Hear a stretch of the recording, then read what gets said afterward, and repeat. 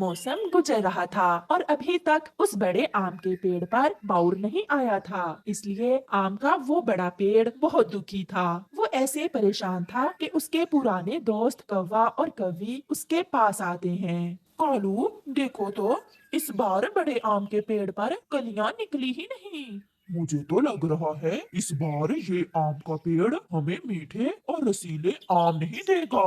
दूंगा, मैं आपको अपने मीठे मीठे आम जरूर दूंगा, मगर उसके लिए आपको मेरा एक काम करना होगा। काम? कौन सा काम पेड़ जी? कोई मुश्किल काम ना बता देना, क्योंकि हम काम वाम कम ही करते हैं। मुश्किल काम नहीं है, आप केवल सागर पर जाएं और वहाँ गिरजू बादल को मेरा संदेश दें कि वो आकर बरसात कर जाए। बड़े पेड़ जी, बरसात होने से क्या होगा? मुझे पानी की कमी हो गई है, एक बरसात तो होने दो, फिर देखना कैसे मेरी शाखाएं बाउल से भर जाती हैं और मुझ पर आम ही आम होंगे। कव्वे और कव्वी को ये काम इतना आसान तो नहीं लगता, मगर फिर भी वो आम खाने के लालच में जाते हैं। वो उड़ते हुए जा रहे थे। अभी वो घने जंगल में ही पहुंचे थे कि गौरी की नजर वहाँ एक और आम के पेड़ पर जाती है, जिस पर बड़े बड़े आम लगे हुए थे। कालू, वो देखो, देखो तो, वहाँ आम के पेड़ पर कितने बड़े बड़े आम लगे हुए हैं। कालू और गौरी तुरंत उस आम के पेड़ के पास चले जाते हैं। गौरी, आम मिल गए, हमें आम मिल गए। अब हम उस बड़े आम के पेड़ के पास नहीं जाएंगे। वो पेड़ अब बूढ़ा हो गया है, वो हमें कुछ नहीं दे सकता। अब हम यहाँ ही अपना घोंसला बना लेंगे और मीठे मीठे आम खाएंगे। शाम हो जाती है और वो बड़ा आम का पेड़ अभी तक कौवे और कौवी का इंतजार कर रहा था। वो कौवे अभी तक लौट कर क्यों नहीं आए? ऐसा भी तो हो सकता है कि गरजू बादल ने कौवों की बात ही ना मानी हो। वो पेड़ ऐसा सोचता है। दूसरे दिन चिड़िया उड़ती हुई जैसे ही उस बड़े आम के पेड़ के पास आती है, तो वो पेड़ चिड़िया को आवाज देता है। चिड़िया, चिड़िया, मेरी बात सुनो। चिड़िया पेड़ के पास आ जाती है। क्या बात है पेड़ जी? और ये क्या, आप पर अभी तक बाउर भी नहीं लगा? बाकी सब आम के पेड़ों पर तो आम भी लगे हैं। मैं प्यासा हूँ और सूख रहा हूँ, इसलिए अभी तक मुझ पर बाउर नहीं आया। मैंने कल कौवों को अपने दोस्त गरजू बादल के पास भेजा था कि उसे मेरा संदेश दे। मेरा दोस्त जैसे ही मुझ पर बरसात करेगा, मुझ पर कलियां भी लगेंगी और आम भी। पेड़ जी, वो कौवे हैं तो आपके दोस्त, मगर वो एक नंबर के फ्रॉडिये हैं। चिड़िया, मुझ पर दया करो, मैं चाहता हूँ कि मैं भी पक्षियों को मीठे मीठे आम दूं। आप मेरे दोस्त गरजू बादल के पास जाइए और उसे जाकर कहिए कि मैं उसे बुला रहा हूँ। पेड़ जी, मैं अभी जाती हूँ, क्या आप अपने मीठे और स्वादिष्ट आम मुझे भी देंगे? हाँ चिड़िया, अब मुझे समझ आ गई है कि वो कौवे बहुत झूठे और मक्कार हैं। आज से आप ही मेरी दोस्त हो। चिड़िया तुरंत वहाँ से उड़ती है और तेजी से सागर की तरफ बढ़ती है। रास्ते में चिड़िया को एक आम के पेड़ के पास कौवा और कौवी बैठे हुए दिख जाते हैं। चिड़िया उनके पास जाती है। बहुत खुदगर्ज हो तुम कौवो, तुम्हारा दोस्त मुश्किल में है और तुम यहाँ मजे मजे से मीठे आम खा रहे हो। दोस्त? कौन दोस्त? वो बड़ा आम का पेड़ जिसका संदेश लेकर तुम दोनों सागर पर गए थे। ये सुनकर वो दोनों हंसने लग जाते हैं। अच्छा, उस बड़े आम के पेड़ की बात कर रही हो तुम? चिड़िया, अब वो हमारा दोस्त नहीं रहा, अब वो बूढ़ा हो गया है। उस पर आम तो क्या, अभी तक बाउर भी नहीं आया। अब तुम उससे दोस्ती कर लो और तुम ही जाओ उसका संदेश लेकर। खुद गर्ज, बुरे कव्वे। ऐसा कहते हुए चिड़िया वहाँ से आगे बढ़ती है। शाम होने से पहले पहले चिड़िया सागर पर पहुंच जाती है। चिड़िया वहाँ एक छोटे बादल से पूछती है। छोटे बादल, मुझे गरजू बादल से मिलना है, मैं पहाड़ों वाले जंगल से आई हूँ। अंकल गरजू, वो सामने है अंकल गरजू। चिड़िया थोड़ा और आगे जाती है। गरजू बादल सोया हुआ था। चिड़िया उसे आवाज देती है। गरजू, गरजू भैया। कौन? कौन है? गिरा ही दिया मुझे। गरजू बादल भैया, मैं बड़े वाले जंगल से आई हूँ। वहाँ आम का बड़ा पेड़ आपको बुला रहा है। वो बहुत मुश्किल में है। मेरा दोस्त बड़ा आम का पेड़, वो तो मेरा पक्का दोस्त है। क्या हुआ उसे? उस पर अभी तक ना ही तो बाउर आया है और ना ही आम लगे हैं। उसे बहुत प्यास लगी हुई है। आप जाइए और उस पर बरसात करें, नहीं तो वो मर जाएगा। मैं भूल गया, मैं अपने दोस्त को भूल गया था। चिड़िया चले, मैं अभी आपके साथ जाता हूँ। फिर गज्जू बादल अपने दोस्तों को साथ लेकर चिड़िया के साथ जाता है। वो सब बहुत तेज उड़ रहे थे। चिड़िया बहुत कोशिश कर रही थी, मगर बादल उसे आगे बढ़ते जा रहे थे। फिर चिड़िया एक बादल पर बैठ जाती है और थोड़ी देर में वो सब बड़े आम के पेड़ के पास पहुंच जाते हैं। बड़ा आम का पेड़ अपने दोस्तों को देखकर बहुत खुश था। फिर गज्जू बादल जोर से गरजता है और वो सब बादल बरसात शुरू करते हैं। थोड़ी ही देर में बड़े आम के पेड़ के आसपास पानी ही पानी हो जाता है। मेरे दोस्त मुझे माफ करना, मैं सो गया था और मैं आपको पानी देना भूल गया। वो तो अच्छा हुआ जो आपने चिड़िया को भेज दिया। आपका बहुत शुक्रिया। अब आप जा सकते हैं। अब मैं फिर से जवान हो गया हूँ। ऐसे वो बादल चले जाते हैं। दिन गुजरते गए और फिर कुछ ही दिनों बाद बड़े आम के पेड़ पर बौर आ जाता है, जो कुछ ही दिनों में बड़े बड़े मीठे और रसीले आमों में बदल जाता है। चिड़िया मीठे आम खा रही थी, जिसे देखकर उसका दोस्त आम का पेड़ बहुत खुश था, क्योंकि आम के पेड़ को एक अच्छा और मुखलिस दोस्त मिल गया था और लालची कौवों की उसे अच्छे से पहचान हो गई थी। प्यारे दोस्तों, इस कहानी से हमें सीख मिलती है कि हमें मुसीबत के समय हमेशा दूसरों की मदद करनी चाहिए। और अगर आपको ये कहानी अच्छी लगी हो तो इसे लाइक करना मत भूलना। अब हमारा बेटा बड़ा हो गया है और खर्चे भी बढ़ जाएंगे। अब तो कालू जी आपको कोई ना कोई काम करना चाहिए। गौरी, क्या करूं? कोई मुश्किल काम तो मुझसे होता नहीं है और ना ही सारी जिंदगी मैंने कोई काम किया है। समय के साथ हमें खुद को बदलना होता है। अगर सारी जिंदगी काम नहीं किया तो तब तुम अकेले थे। अगर कुछ करना ही नहीं था तो क्यों शादी की थी मुझसे? अपना और मेरा नहीं तो अपने बेटे जग्गू का ही कुछ ख्याल करो। ठीक है, मैं अपने मामा जी के पास जाता हूँ और उनसे पूछ कर आता हूँ कि मुझे कौन सा काम करना चाहिए जिसमें मुनाफा भी ज्यादा हो और वो काम हो भी आसान। आते हुए मेरे लिए कुछ खाने को ले आना, मैंने सुबह से कुछ भी नहीं खाया।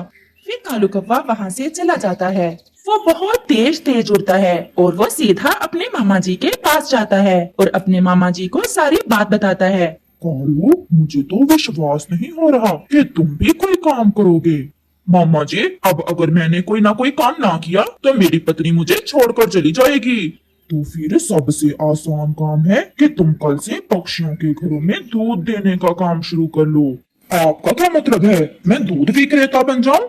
देखने में तो ये काम इतना बड़ा नहीं है, परंतु मुनाफा डबल होता है इस काम में। जितना दूध तुम पास वाले गांव से उठा कर लाओ, उसे लेकर पहले सीधा नदी पर जाना और उसमें दूध के बराबर पानी डाल देना, तो ऐसे हो गया ना मुनाफा डबल। वाह वाह मामा जी, आपने तो बहुत अच्छा बिजनेस बताया है मुझको। ऐसे तो मैं दिनों में सबसे अमीर पक्षी बन जाऊंगा। दूध तो हर पक्षी के घर की जरूरत है। शुरू शुरू में पानी थोड़ा कम डालना और जब गाहक पक्के लग जाएं तो जितना दूध उतना ही पानी। मैं सब समझ गया मामा जी। फिर कालू कौवा वहाँ से चला जाता है। शाम भी हो जाती है। कालू जी, मेरे लिए कुछ खाने को नहीं लाए हो? नहीं गोरी, समय ही नहीं मिला, परंतु जो आइडिया मामा जी ने काम का दिया है उसे सुनकर मेरी तरह तुम्हारी भी भूख उड़ जाएगी। अच्छा, अगर ऐसा है तो जल्दी जल्दी से बताओ मुझे। हम अपने जंगल में कल से पक्षियों के घर में दूध देने का काम करेंगे। ये काम तो इतना बड़ा नहीं है। पहले तो मैं भी यही समझा था। पूरी बात तो सुनो, अगर 5 किलो दूध में 5 किलो पानी मिलाएं तो फिर कैसे रहेगा ये बिजनेस? अरे ऐसे तो 5 किलो पानी ही हम दूध के मोल में बेच लेंगे। मामा जी की बात तो ठीक है। चलो अब नदी पर सब पक्षी पानी पीने आए हुए होंगे, हम उन्हें बता आते हैं। फिर कालू कौवा और गोरी कौवी नदी की दिशा में चले जाते हैं। पक्षियों, कितना ही अच्छा हो अगर हमारे जंगल में भी कोई दूध बेचने वाला हो। गोरी बहन, होना तो चाहिए। पास वाले जंगल में तो उल्लू पूरे जंगल में घर घर जाकर दूध देता है। तो फिर इसलिए मैंने भी दूध का काम शुरू कर लिया है। अब कल से मैं भी अपने जंगल में घर घर जाकर दूध दिया करूँगा, खालिस दूध मलाई वाला। फिर तो बहुत खुशी की बात है। 2-4 दानों के बदले अगर ताजा ताजा और खालिस पानी के बिना दूध मिल जाए तो और क्या चाहिए हमें। फिर वो सब वहाँ से चले जाते हैं। अगले रोज कालू कौवा मुंह अंधेरे ही पास वाले गांव जाता है और वहाँ से कुछ मकई के दानों के बदले दूध लेता है और अपने जंगल की दिशा में उड़ता है। वो सीधा नदी पर जाता है। अभी तो सुबह सुबह है, कोई देख भी नहीं रहा। कितना पानी डालूं इसमें? आज पहला दिन है, थोड़ा कम ही डालता हूँ। ऐसा कहते हुए कालू 2 किलो दूध में आधा किलो पानी मिला लेता है और वहाँ से चला जाता है। चिड़िया बहन, मैं कालू दूध वाला, जल्दी जल्दी दूध ले ले, मुझे आगे भी जाना है। डालते कालू भैया, कल से मैं अपना बर्तन घर के बाहर ही रख दिया करूँगी। आप जब भी आए मेरा दूध डालकर चले जाना। और दूध की कीमत क्या है? हर रोज के 2 दाने चावल या कोई और फसल। ऐसे कालू वहाँ से चला जाता है। ऐसे वो कबूतर, तोते और बुलबुल के घर में भी दूध दे देता है। पापा, आज तो आप मेरे लिए फल लेकर आए हो। अब तुम्हारा पापा हर रोज तुम्हारे लिए ऐसे ही तरह तरह के फल लेकर आया करेगा। कैसा रहा आज पहला दिन? आज पानी थोड़ा कम डाला था, आहिस्ता आहिस्ता पानी ज्यादा मिलाऊंगा दूध में और हमारा मुनाफा बढ़ता जाएगा। ऐसे ही कुछ दिन गुजर जाते हैं। अब तो कालू दूध में पानी कुछ ज्यादा ही मिलाने लग गया था। 1, 2, 3, 4, 5। अब हुआ दूध खालिस मलाई वाला। वो ऐसे दूध के बराबर पानी मिलाता और पक्षियों के घरों में दे देता। अब तो गौरी के पास बहुत सारा भोजन जमा हो गया था। उसने तो अपने लिए सोने के गहने भी खरीद लिए थे। मम्मा, मुझे बड़े वाला ड्रोन कैमरा लेकर दो। बस कुछ दिन सब्र करो बेटा, मैं तो अपने बेटे को हेलीकॉप्टर भी ले दूंगी। पहले तो पक्षियों को पता ही न चलता, परंतु अब तो पक्षियों को पता चल गया था कि कालू के दूध में दूध थोड़ा और पानी ज्यादा होता है।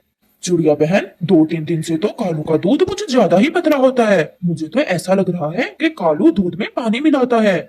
मैं तो सोच रही थी कि मेरा वहम है। दूध तो मेरा भी बहुत पतला होता है, परंतु अब करें भी क्या, और कोई दूध वाला भी तो नहीं है हमारे इस जंगल में। जो भी है, मैं तो इस बार के दूध की कीमत कालू को नहीं दूंगा। अगर दाने देकर पानी ही खरीदना है तो हम नदी से मुफ्त में पानी नहीं ले सकते। आप चलो मेरे साथ, मैं कालू को बता आता हूँ कि कल से मैं नहीं दूध लूंगा उससे। अगर आप कालू से अब दूध नहीं लोगे तो मैं भी नहीं लूंगी। चलो हम कालू को बता आते हैं, नहीं तो वो सुबह सुबह लड़ाई शुरू कर देगा। फिर चिड़िया और कबूतर कालू के घर जाते हैं। कालू जी, हम कोई पागल नहीं है जो तुम्हें पानी के दाम दे। हम कल से दूध नहीं लेंगे। तुम्हारे दूध में अब पानी कुछ ज्यादा ही होता है। 2 दिन के दूध की कीमत रहती है तुम्हारी तरफ। पहले वो दो और फिर मुझे बातें सुनाना। कालू भैया, क्या हम पानी की कीमत दें आपको? ये दूध पीने से पहले सोचना चाहिए था। कालू लेना ले, मैं तो कबूतर 2 दिन के दूध की कीमत तुम्हारे पेड़ से निकालूंगी। हम केवल इतना बताने आए थे कि कल से कालू हमारी तरफ दूध लेकर ना आए। ऐसा कहते हुए चिड़िया और कबूतर वहाँ से चले जाते हैं। कालू जी, तुम भी पानी थोड़ा कम मिला लिया करो। सोने के गहने लेते समय तो ये नहीं सोचा तुमने, और अब मुझे भाषण दे रही हो। फिर वहाँ चीलती आ जाती है। कालू जी, कल मेरी बहन आ रही है दूसरे जंगल से मुझसे मिलने। क्या कल तुम मेरे घर में कुछ दूध दे जाओगे? क्यों नहीं चीलती, मेरा तो काम ही यही है। तो फिर ये ले, गिन ले, 10 दाने चावल के हैं। इसका जितना दूध आए कल मेरे घर दे जाना। फिर वह चील वहाँ से चली जाती है। दफा करो इस कबूतर और चिड़िया को, हमारे ग्राहक और बहुत हैं। दूसरे रोज कौवा अपना दूध लेकर फिर से नदी पर जाता है और रोज की तरह दूध में पानी मिलाता है और सीधा चील के घर की दिशा में चला जाता है। दूध वाला, चील दी, जल्दी से अपना दूध ले ले, मुझे आगे भी जाना है। चील अपने घर से बर्तन लेकर बाहर आती है। कालू, बहुत जल्दी है तुम्हें, तो लो डाल दो दूध। फिर कालू जैसे ही दूध चील दी के बर्तन में डालता है, चील तो कुछ देखकर डर जाती है। वो गौर से देखती है, वो तो एक मेंढक था।